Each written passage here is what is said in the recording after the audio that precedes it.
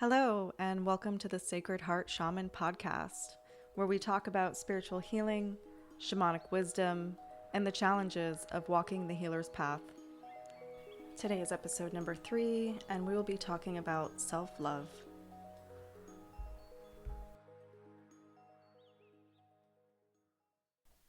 Hello, and thank you for joining me today.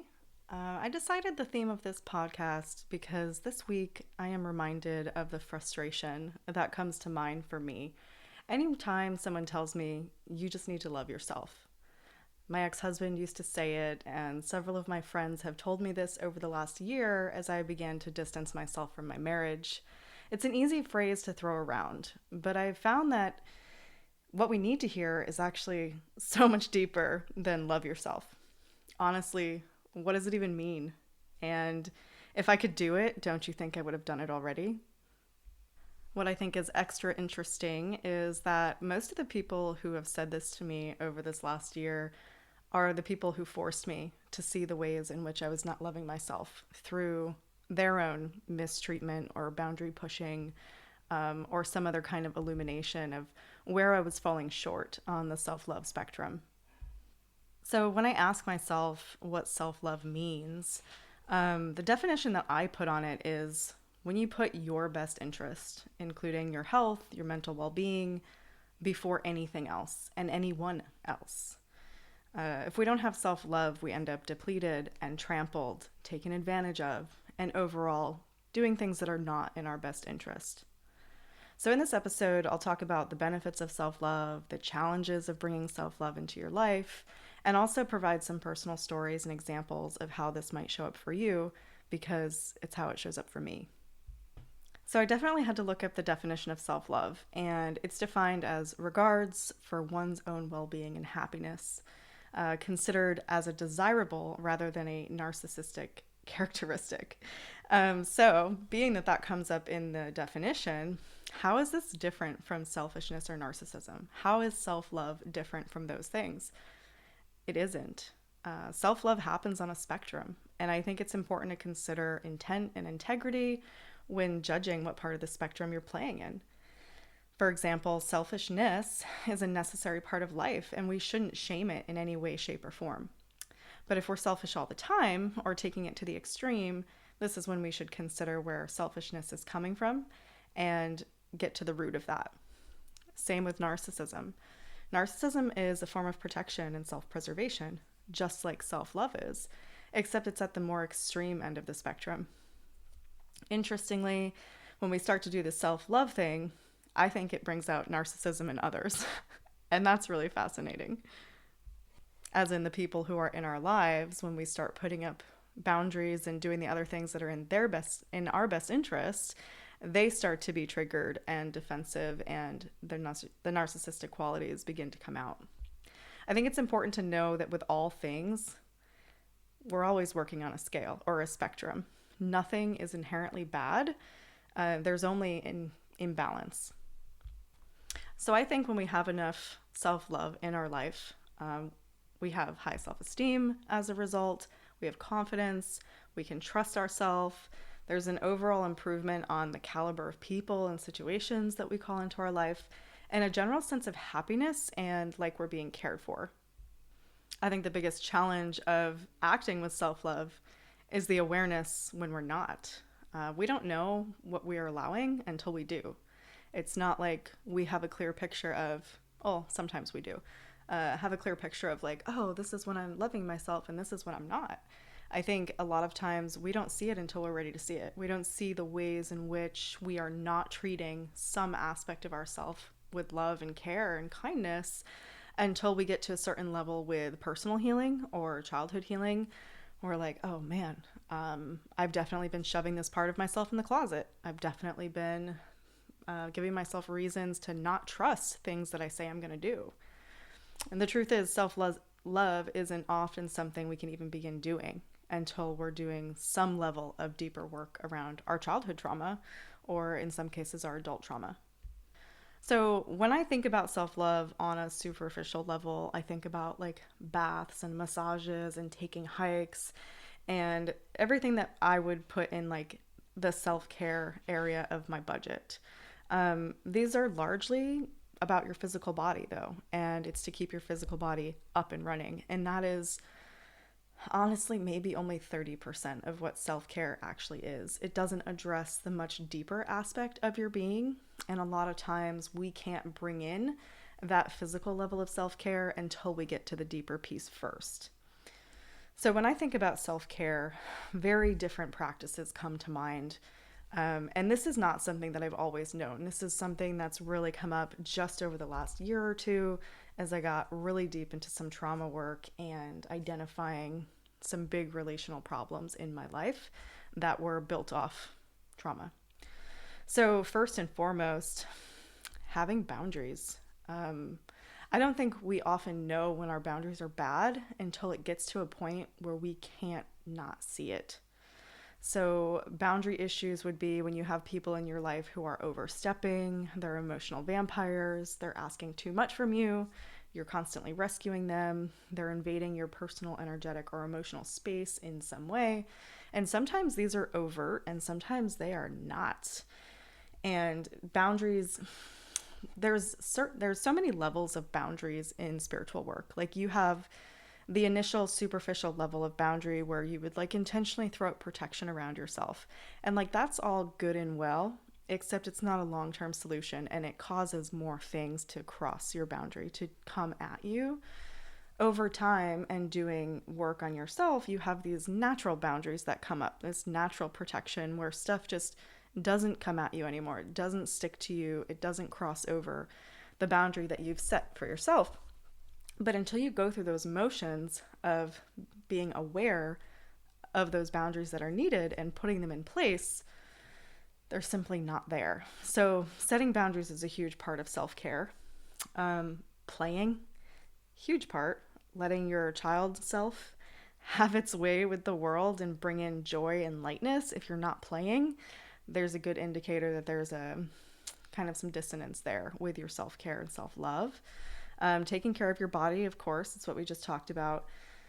Being gentle with yourself, forgiving yourself and accepting when we make mistakes. I think a lot of us have trouble forgiving ourselves for our flaws. You know, the choices we made, the relationships we signed up for, that week that we didn't get off the couch and maybe we binged pizza or Netflix.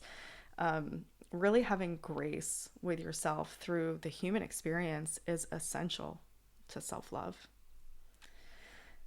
Knowing how to hold your own space. So when you're going through challenging times, knowing how to bring those emotions up, process them efficiently, effectively, with care so that they actually move through you and move on, rather than doing things like distracting yourself or having trouble with addiction, constantly going to someone else to help you process, kind of to the extreme. Like, let's say you have multiple friends that you're constantly like venting to and chatting with, you're not really holding your own space. And learning how to do that for yourself is a huge part of self-love, because if there are parts of you that can't trust that you're going to handle these hard emotions, they'll never fully integrate. They'll never fully come out and be present with you.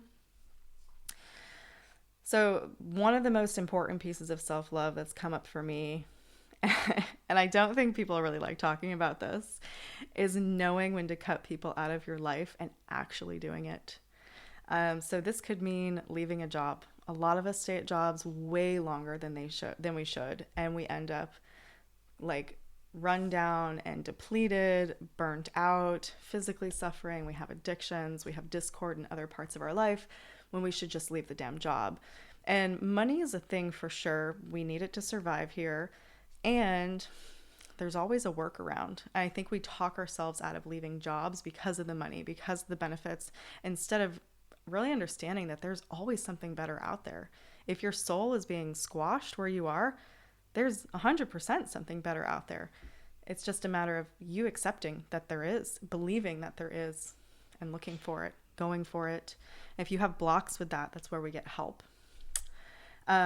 Cutting people out of your life when they attack you. So I recently had an experience with a friend of mine. We were friends for several years. And we kept having this occurrence where I would say something that would trigger her and she would attack and defend. And this happened multiple times, and she's an incredible human and healer. And I feel like there's so much for us to do together and learn from each other. And so I always made excuses. It's like, she's awesome. She's probably just stressed out. She has issues around this specific thing. I kept making excuses. It happened 4 or 5 times until one day I was just like, holy shit. I'm not only being attacked emotionally, but I'm also being attacked energetically by this person that I've let in my space. And I had to really take stock of all of my friends and my family members and say, okay, where am I making excuses for other people and kind of just taking the hit?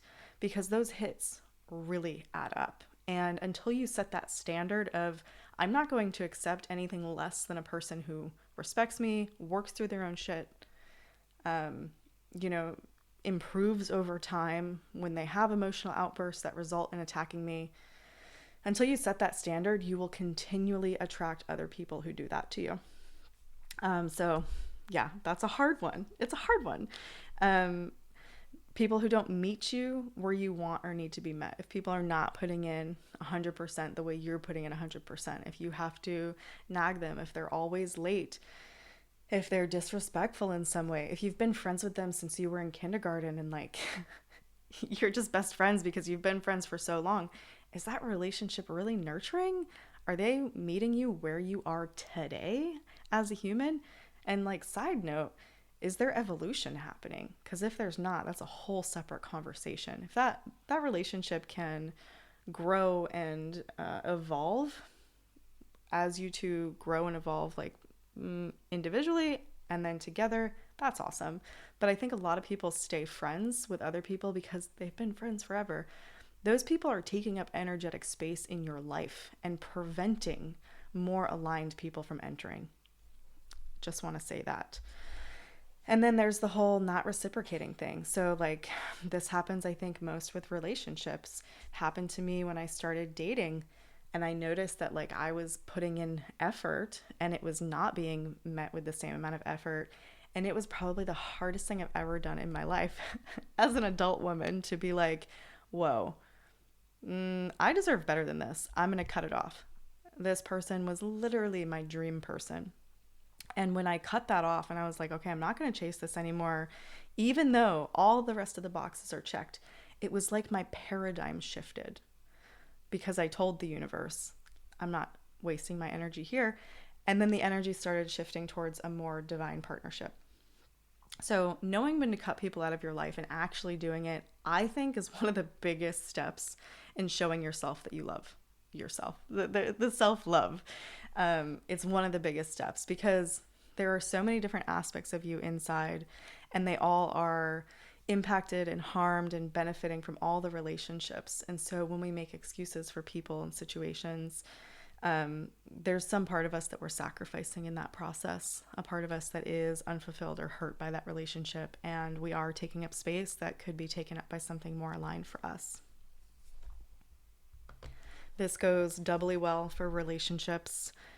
We stay in relationships far longer than we need to because we're afraid to be alone. We're afraid to let things die. We're afraid to let things change. In our culture, I think we are not good about death when we are constantly surrounded by death and rebirth. And if we surrender to it, life is a lot more joyful and easeful because the struggle comes when we hold on to something we should have let go of.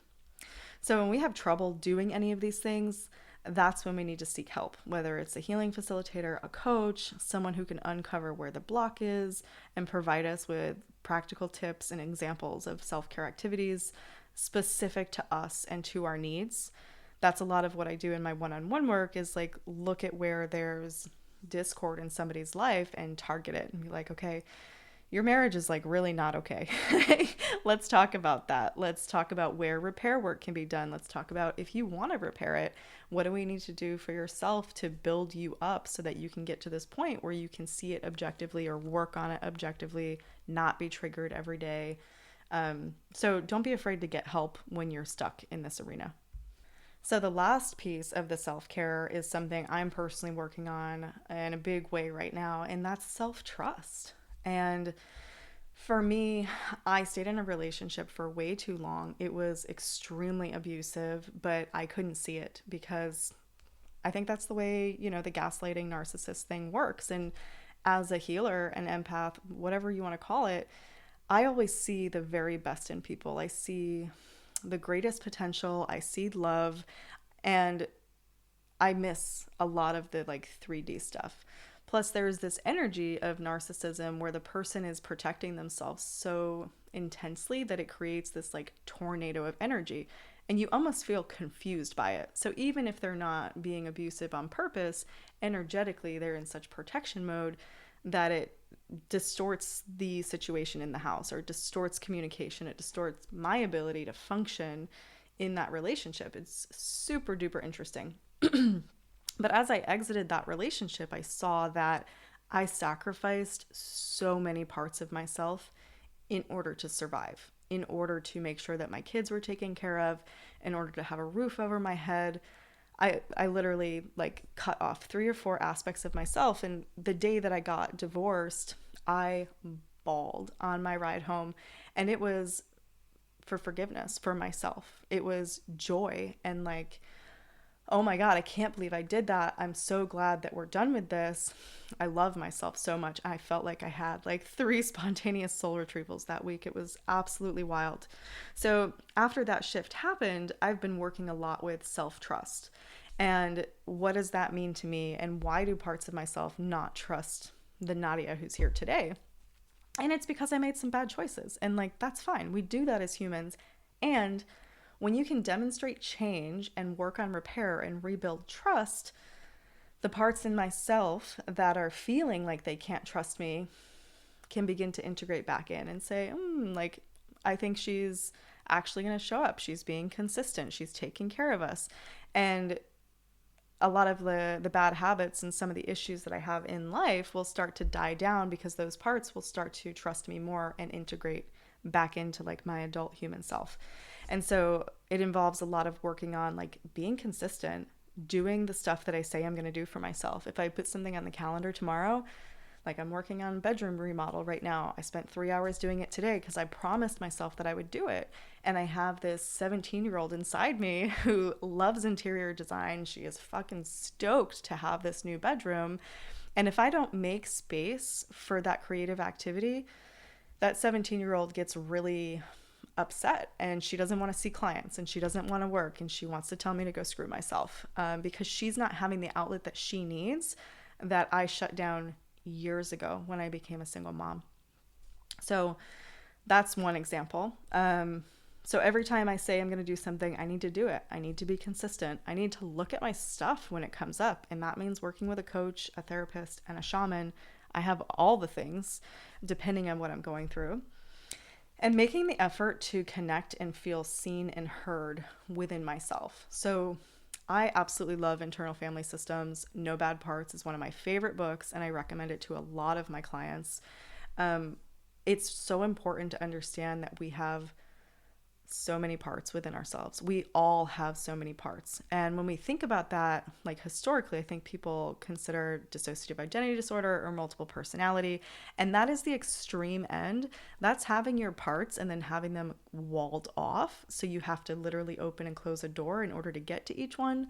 But everybody as living, breathing humans has a ton of parts. And when we start to look at ourselves like this constellation of parts, it makes the healing process a lot easier. It all makes more sense.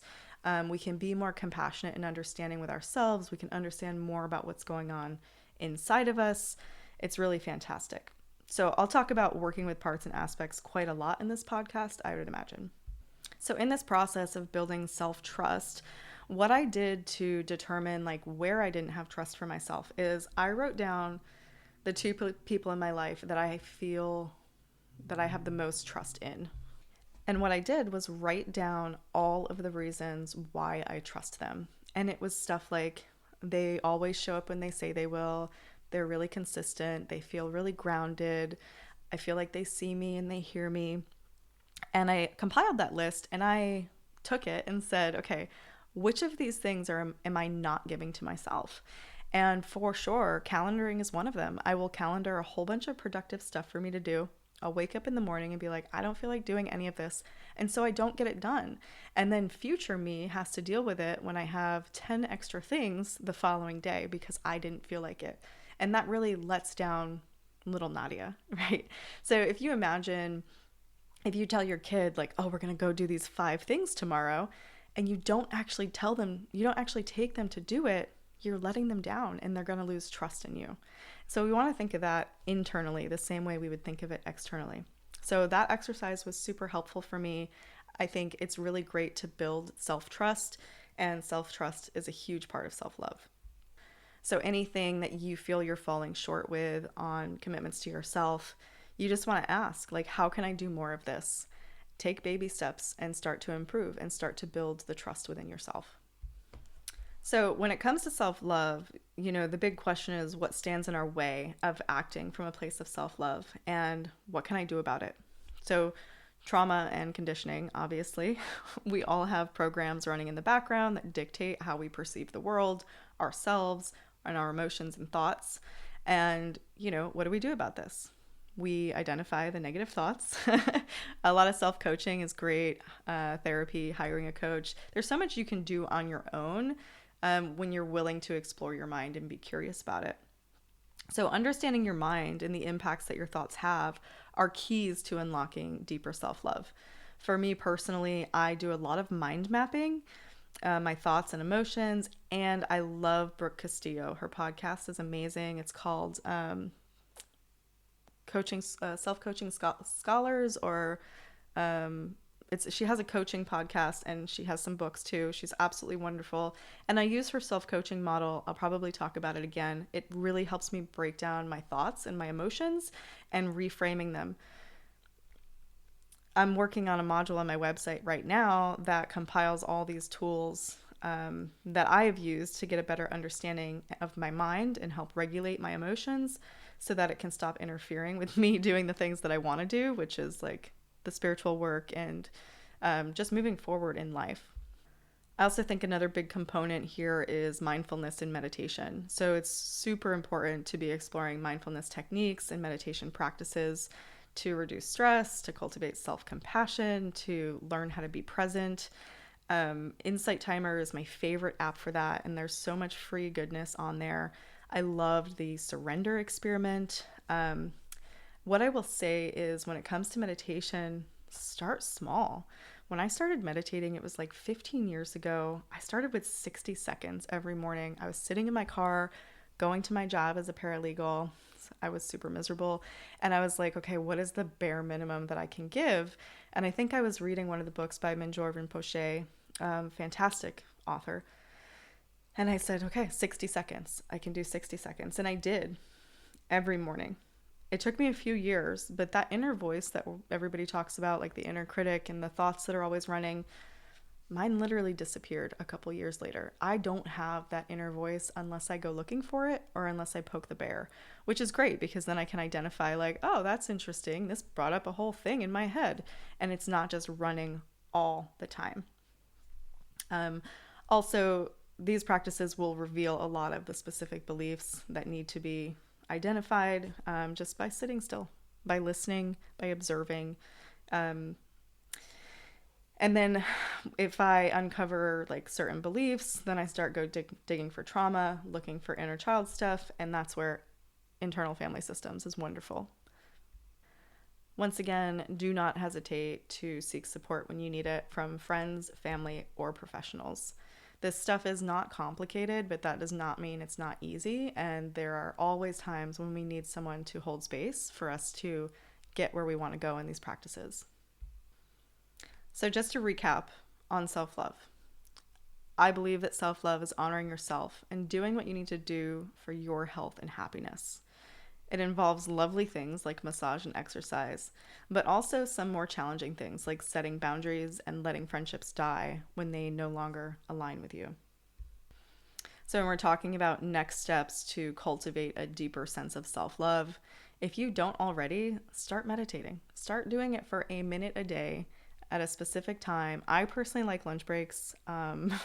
nap times, any excuse that I can get to sit still and like quiet my mind, I will take them.